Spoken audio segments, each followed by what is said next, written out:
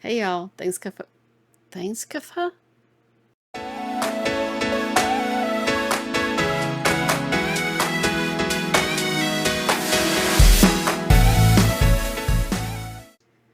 Hey y'all, thanks for coming back to my channel. Today we're gonna make a video about the books I read in April. I read 10 books today, so let's talk about them. Got my Goodreads up so I can remember a little bit about what I read.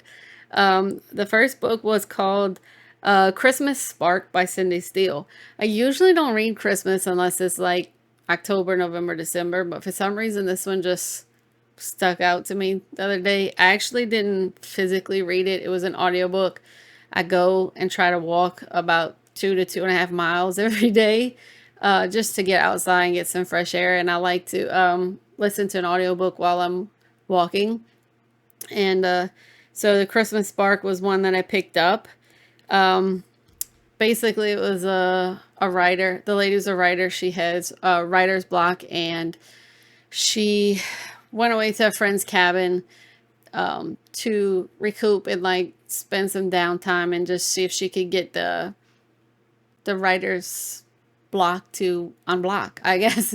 And when she gets there, she finds out that there's a guy already staying there. I don't want to say it's her brother's best friend or something, and one of her enemies.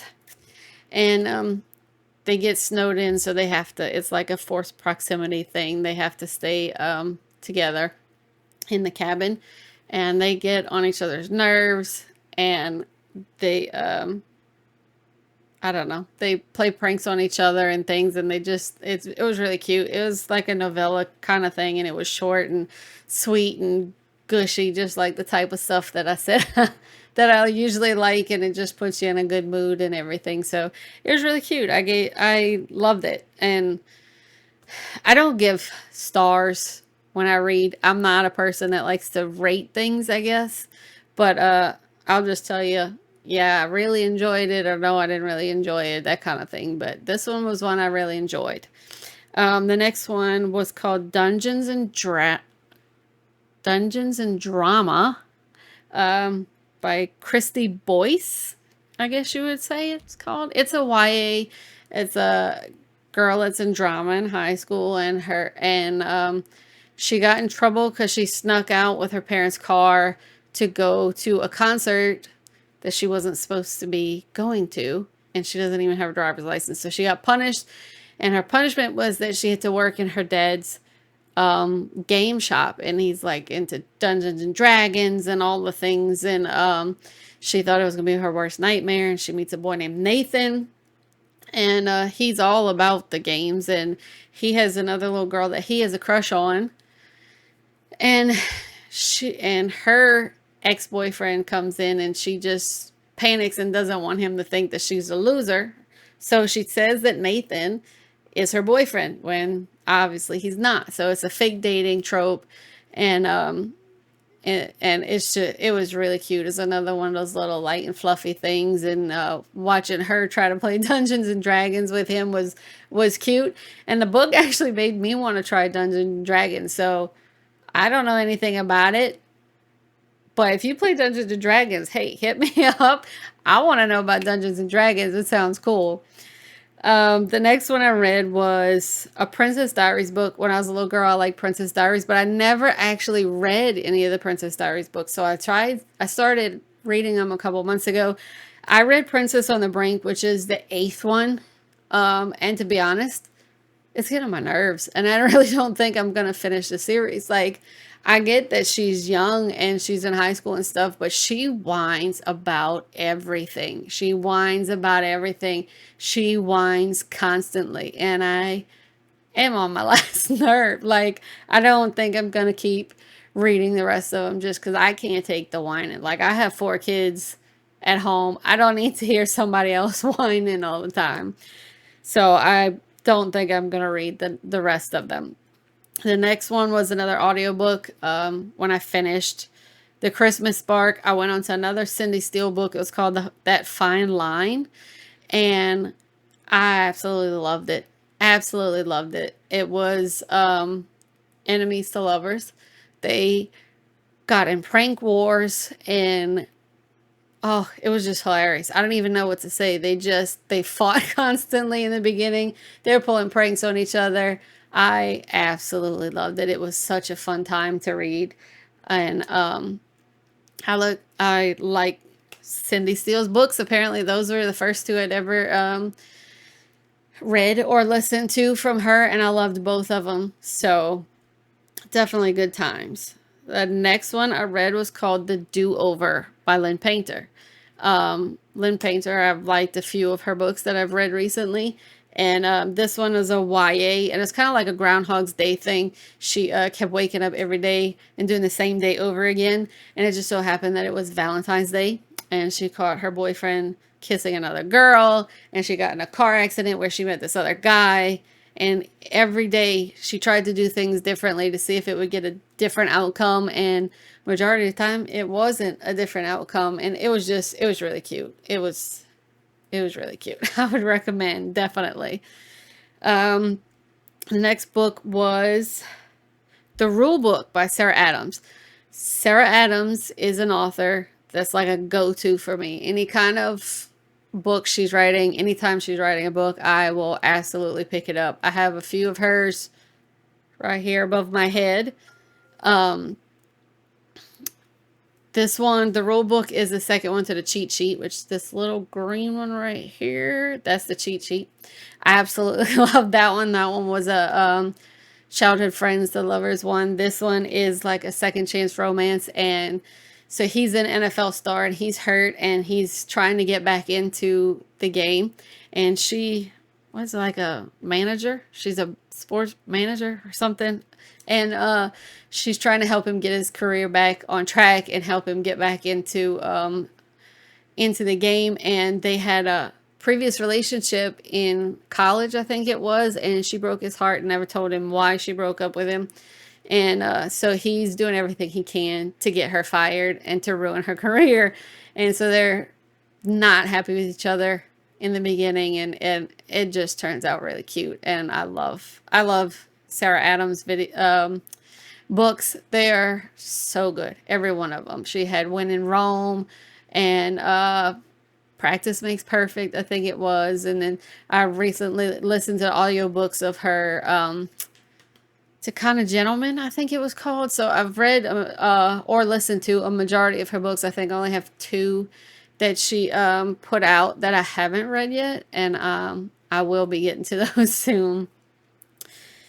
So my bookmobile brought me, there's a series of 4 books. I'm trying to remember what they were called. Maple Falls series. And I had gotten through the first 2 a couple of weeks ago. Well, this past time that my bookmobile came to my house, they brought me the 3rd and the 4th one. So the 3rd one was called Sold on Love. And the 4th one was To the Tango. So I read both of those this month also.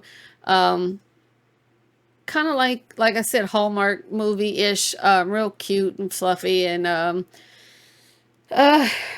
what I say, friends to lovers kind of thing. The last one, the To the Tango, was a little different. I don't know. I don't know how to describe it. It was a little different, but they just neither one of them seemed to be able to figure out how to make time for each other, I guess, in the beginning, and they kept like just passing each other in the night kind of thing, and like not really like having bad timing or something as far as starting the date or something like that. But I don't know, it was just really cute and I enjoyed it. Like I said, that light and fluffy stuff gets me every time.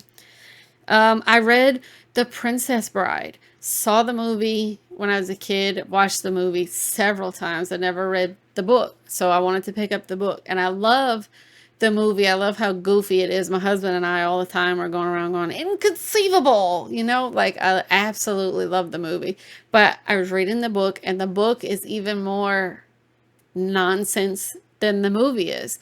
And I think it was a little bit too much nonsense for me. Like, I don't know if I would say I didn't enjoy it, but it wasn't my favorite. It wasn't my favorite. I actually had the physical copy of the book. I read it in physical copy because I had bought it. And when I finished reading it, I got rid of it. I just knew I wasn't going to read it again. I didn't really, it just wasn't my favorite. So I got rid of it.